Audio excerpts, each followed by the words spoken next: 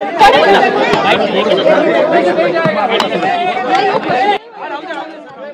बोला, सर बोला। आज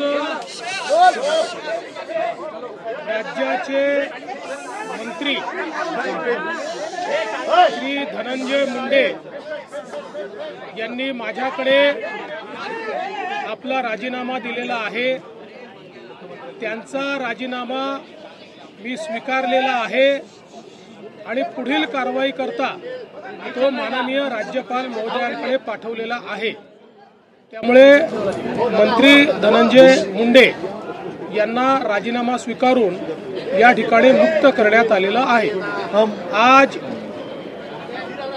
महाराष्ट्र के मंत्री श्री धनंजय मुंडे इन्होंने अपने पद का इस्तीफा मुझे सौंपा। मैंने ये इस्तीफा स्वीकार और अगली कार्रवाई के लिए मैंने ये इस्तीफा राज्यपाल जी के पास भेज दिया है। सर उशीर झाला असं म्हटलं जात